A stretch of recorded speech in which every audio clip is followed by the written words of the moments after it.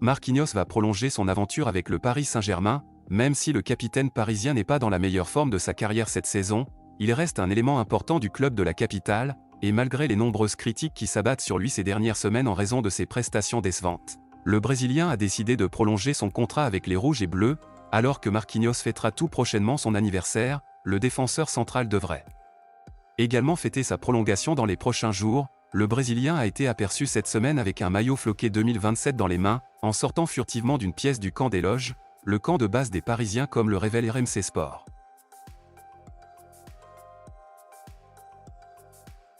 Fort de ses belles performances sous le maillot de l'AS Roma depuis 2 saisons, il attire les convoitises en Premier League. Manchester United mais aussi Aston Villa aimerait le recruter lors du prochain mercato estival. Les Villans, club dans lequel l'attaquant anglais a été prêté par Chelsea et où il s'est révélé, veut tenter sa chance en cas de qualification pour la Ligue Europa en fin de saison. Les dirigeants d'Aston Villa comptent sur la présence d'Unai Emery sur leur banc pour pouvoir convaincre Tammy Abraham de les rejoindre plutôt qu'un club du top 4 du classement de Premier League, et selon des sources qui se sont confiées aux médias britanniques, le club des Midlands aurait bon espoir de réussir son coup. Celui-ci pourrait pour l'occasion débourser au moins 50 millions d'euros, ce qui en ferait le transfert record de l'histoire d'Aston Villa. D'après le journal espagnol, Florentino Pérez veut recruter Kylian Mbappé pour le Real Madrid cet été, malgré les 2 tentatives précédentes qui ont échoué en 2021 et 2022. Cette fois, il a une stratégie différente et compte sur Mbappé pour mettre la pression sur le PSG pour le laisser partir. Pour Pérez, il est important d'avoir un joueur prestigieux pour l'ouverture du nouveau stade Santiago Bernabéu en décembre prochain et Mbappé est considéré comme le meilleur choix pour remplir le stade. Lors de sa présentation, encore faut-il que le club de la capitale accepte de laisser filer Mbappé, ce qui semble particulièrement improbable aujourd'hui, d'autant plus que Messi semble se diriger vers un départ également. L'attaquant anglais ne vit pas ses meilleures années à Manchester United et ses 6 buts et 2 passes décisives dans la saison montrent que ses performances ne sont pas glorieuses, sans doute à cause du peu d'opportunités qu'il a. Malgré l'approbation de Ten Hag à Manchester United, la réalité est que l'international anglais envisage un retour au Borussia Dortmund. Selon un média allemand, l'anglais veut revenir dans le club qui l'a fait émerger afin de retrouver son meilleur niveau. La source assure que son retour se ferait sous forme de prêt et qu'il retrouverait un Edin Terzic ravi de pouvoir compter à nouveau sur un joueur qu'il a entraîné pendant 6 mois et avec lequel il a remporté la Coupe d'Allemagne en 2021. Libre de s'engager où il le souhaite pour la saison prochaine depuis l'annonce de sa non-prolongation, Daichi Kamada pourrait poser ses valises du côté du Portugal. Si l'on en croit le journaliste italien Nicolo Schira, la direction du Benfica Lisbonne serait toujours intéressée par l'international japonais, et un premier contrat courant jusqu'en juin 2028 aurait été offert au milieu de terrain de l'Eintracht Francfort.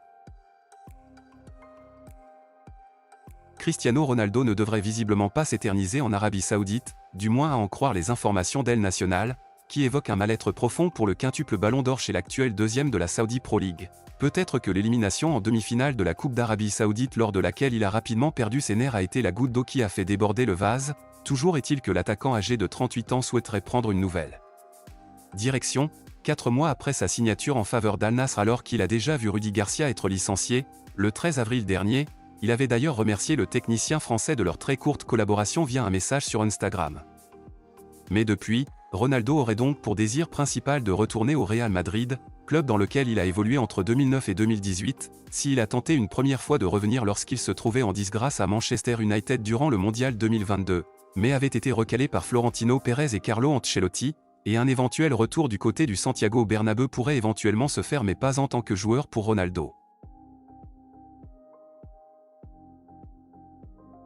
Si le Bayern Munich vit une saison tumultueuse marquée par l'élimination en quart de finale de Ligue des Champions, il y a un joueur qui arrive à tirer son épingle du jeu dans cette deuxième partie de saison, Benjamin Pavard, le champion du monde 2018 est revenu à un niveau très correct avec les Bavarois, à tel point que du côté de la direction munichoise on ouvre une porte à une prolongation de contrat. Nous allons avoir des discussions et voir comment il se sent.